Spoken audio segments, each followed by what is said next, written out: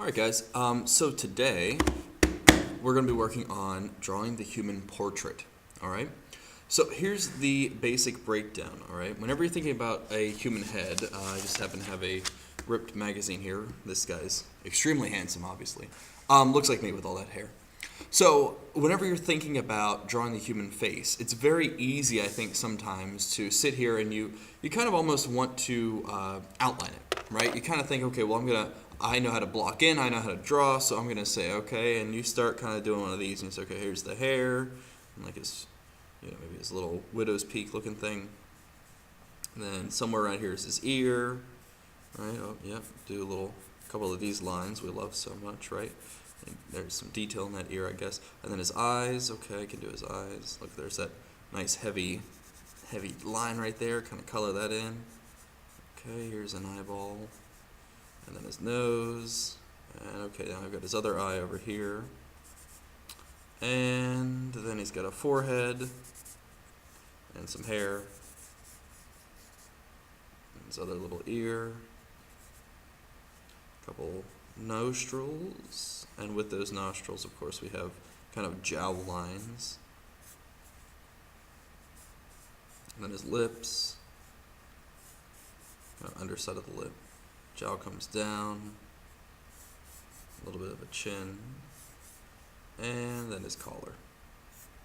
Now, I don't know about you, but when I look at my drawing versus this picture, it might be nice, maybe you're happy with it, but I won't lie, it looks really disjointed to me, very, very abstracted.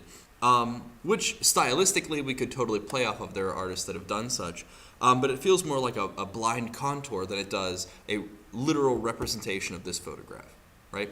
The problem is this: above and beyond the fact that we're using crappy lines and messy texture, and that it was very, very quick, above and beyond all of that, these pieces of his face are kind of just floating in space. There's no real depth to it, right? The eye is not in an eye socket. The nose, the bridge of the nose, isn't really coming over this eye to show that that's in front of that, right? We want to be able to push and pull these things to give it more of a three-dimensional quality. Thankfully, we already know how to do that using, blocking in, right? So what we want to think about is whenever you're looking at a portrait of any kind, whether you're drawing from life or from a photograph, is starting off thinking about, well, what's the underlying form? Well, of course, there's a skull underneath of this guy's head, right? And I need to know, okay, well, let's see, where is that skull? Where is that jawbone? What are these things connected to? Because your face would not be your face if it wasn't for that bone structure, right? We need those bone kind of structuring in there to kind of place where everything is, right? Okay, so let's do some fun stuff.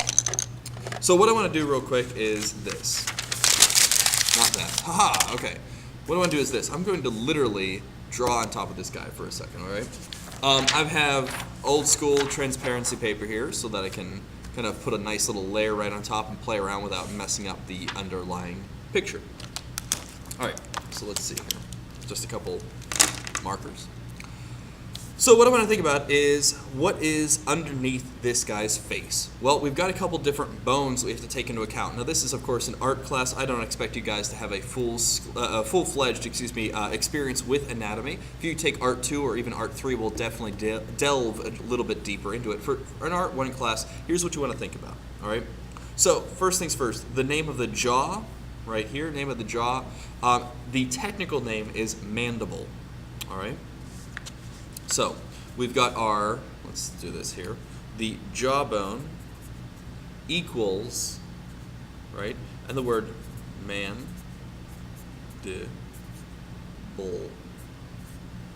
Okay, cool. So the mandible is the actual jaw, right?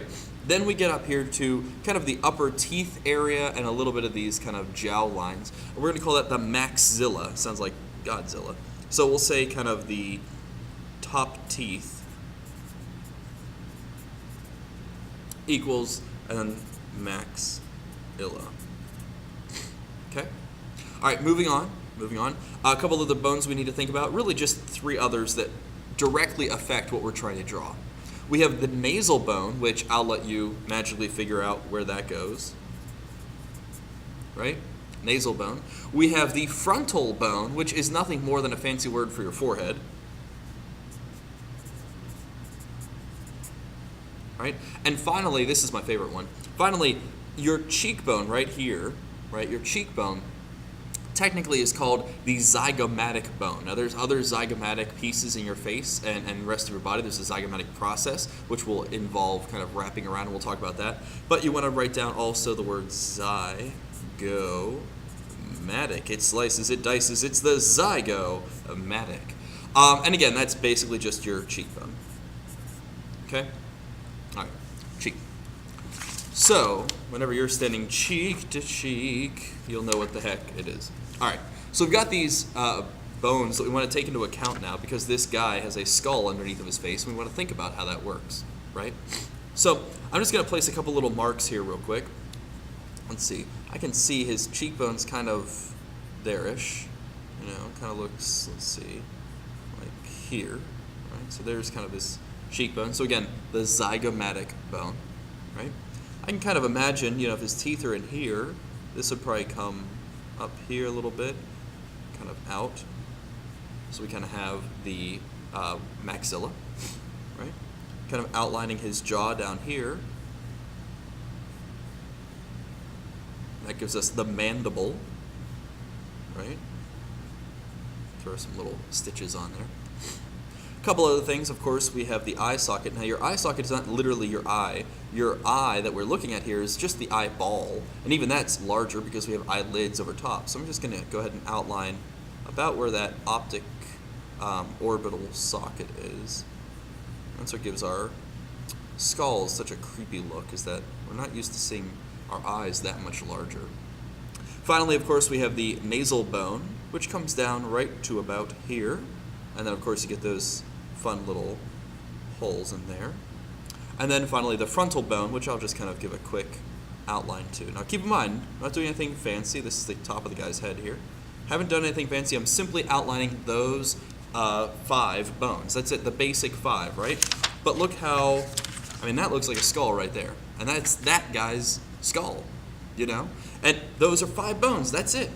That's it. Your Halloween costume is going to be that much better because now you know the 5 basic bones, all right? So again, think about it, right? So we got the frontal, the nasal. I have a nasal problem myself. Of course, we got the old eye sockets. We'll get back to those. We have the cheekbone, also known as, that's right, zygomatic.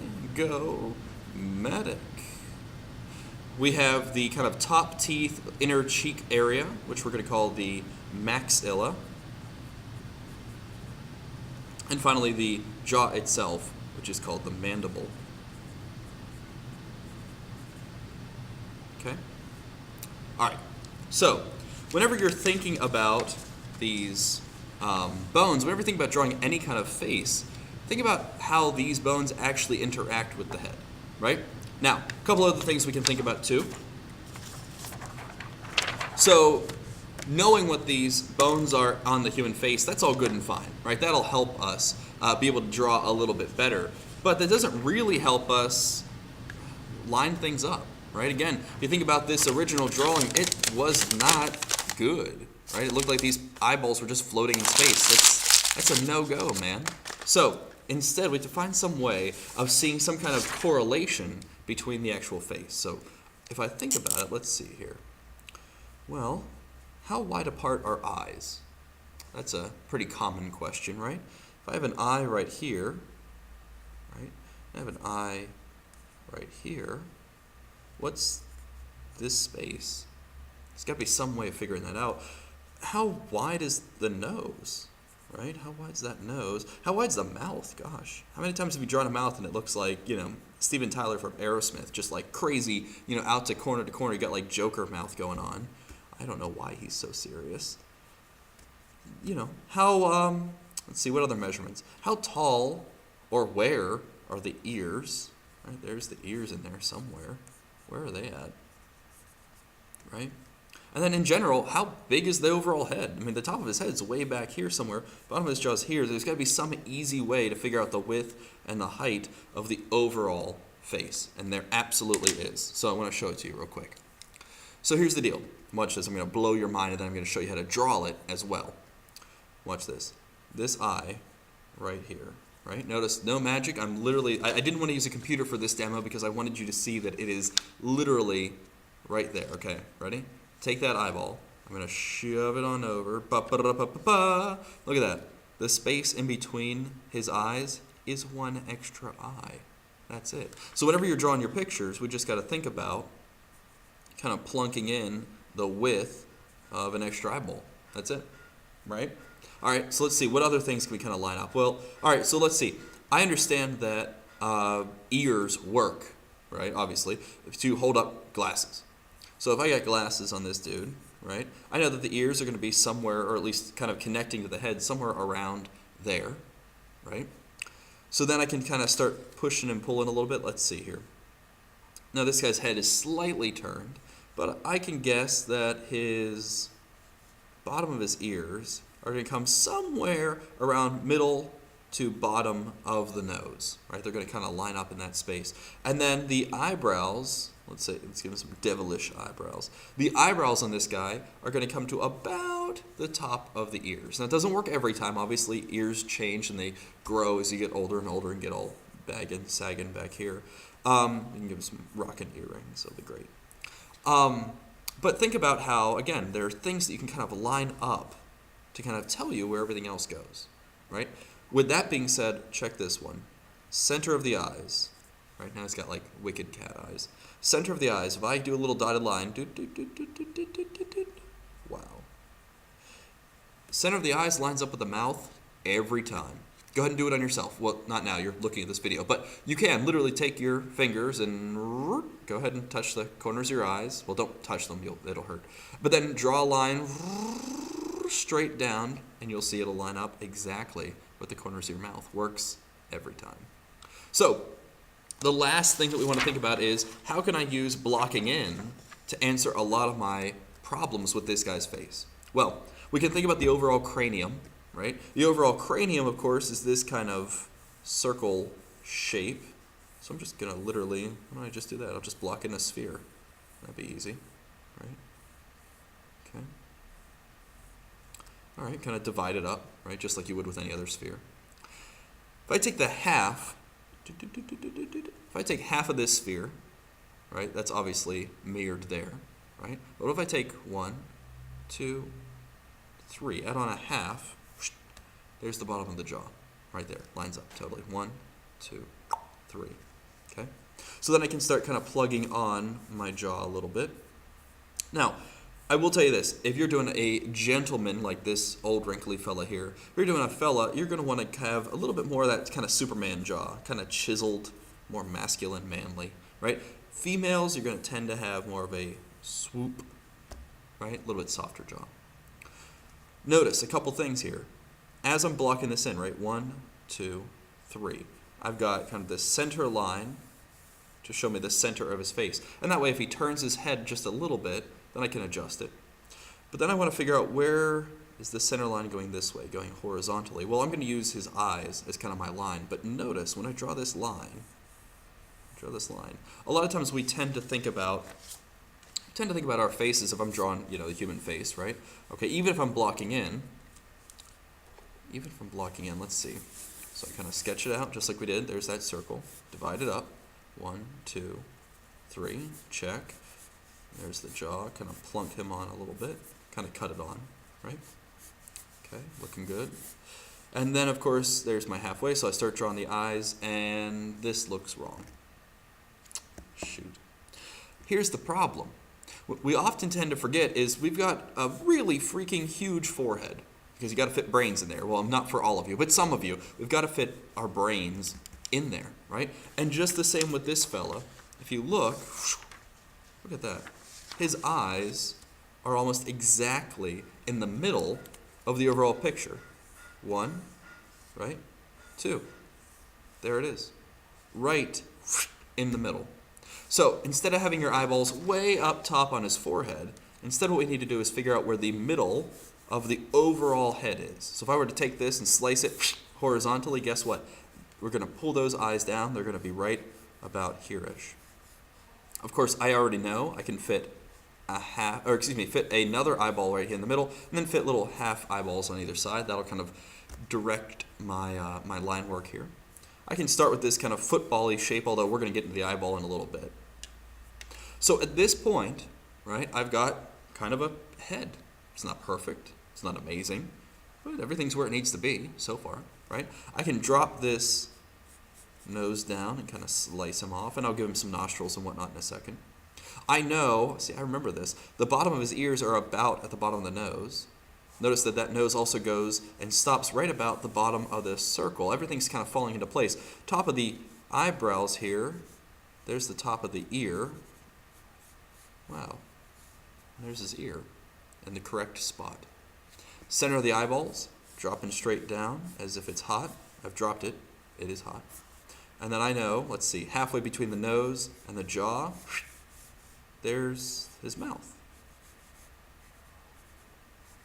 And we'll talk more about details of the mouth in a second. So pretty soon what you end up with is a pretty anatomically correct head. Now it looks a little robotronic, kind of, you know, Iron Man style, right? And that's not perfect for what we're working with, but to learn the basics, the placement of these things, just like with the placement of our bone structure, right? Just like with the placement of our bone structure, if I can put both of these things together, my knowledge of these 5 bones, along with my knowledge of how things interrelate on the face, pretty soon I'm going to be able to draw really very realistic faces, even more realistic than this guy, because let's be fair, this is all photoshopped anyway. So let's figure out what happens when I take all of my new information, all of my new knowledge, I stack it and I place it, and we're going to learn how to draw this to build that underlying skull so that we can add skin, meat, flesh, fat, the whole shebang on top. All right? All right, let's do just that.